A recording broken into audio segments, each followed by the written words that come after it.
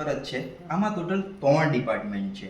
આ ઉપરવાળો ફ્રીજ, આ ઉપરવાળો ફ્રીજ, આખો ડિપાર્ટમેન્ટ ફ્રીજ છે.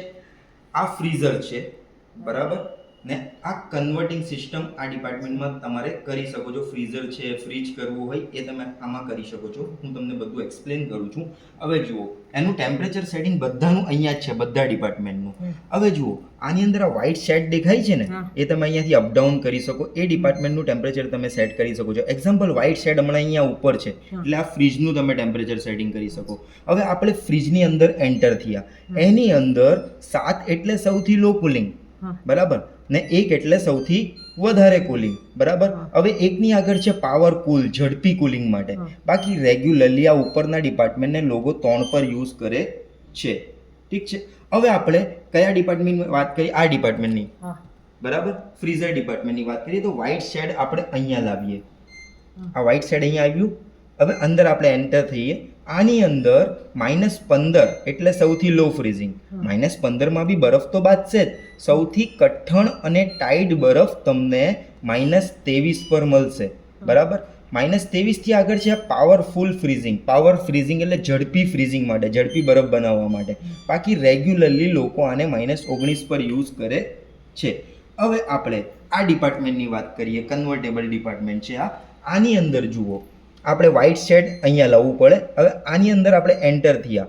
આની અંદર તમારે આ ડિપાર્ટમેન્ટને બેવરેજીસ માટે રાખવું છે, સોરી, ફ્રીઝર રાખવું છે, એટલે આના જેવું બરફ બાજે એવું જ રાખવું છે. સોફ્ટ ફ્રીઝ રાખવું છે, એટલે પેલું વધારે કઠણ ન હોય ને એવું બરફ. નરમ બરફ માટે નોર્મલ બરફ, થિકસેક જેવું, બરાબર. હવે નોનવેજીસ માટે રાખવું છે, બરાબર.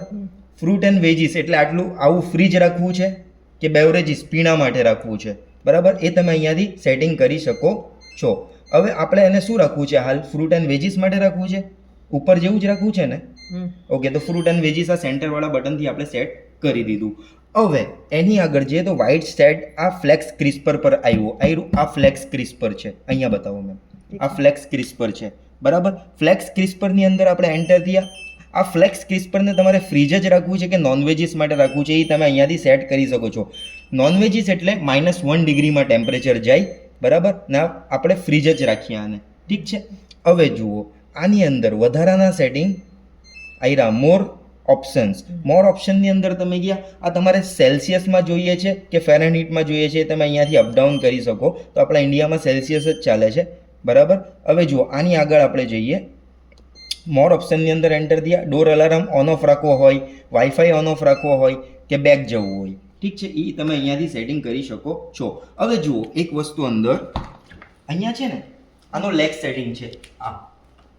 આ તમે ફિક્સ કરી શકો છો કે ફ્રીજ તમારો આગળ નો આવી જાય અહીંયા. એના માટે જ પૂછવાનું તો આગળ આવી જાય છે પાછું. હા, તે આપણે જમીન સાથે ચોંટાડી દેવાનું અહીંયા, એટલે આગળ નો આવે. આયરો અહીંયા એક અહીંયા બી છે, આ બી તમારે જમીન સાથે ચોંટાડી દેવાનું હોય કે આગળ નો આવી જાય. આ ઓલરેડી ચોંટેલું જ છે, ઠીક છે.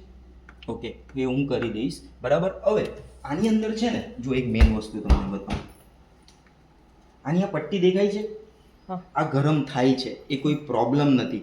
વધારે સમય તમે દરવાજો ખુલ્લો ને ખુલ્લો રાખો ને પંખો ઉપર ચાલુ હોય ને, તો અહીંયા સ્વેટિંગનું પાણી આવી જાય. અહીંયા સ્વેટિંગનો એ વાતાવરણના હિસાબે હોય. ભેજવાળું વાતાવરણ વધારે હોય ને, તો અહીંયા સ્વેટિંગનું પાણી આવે, તો એ કોઈ પ્રોબ્લેમ નથી.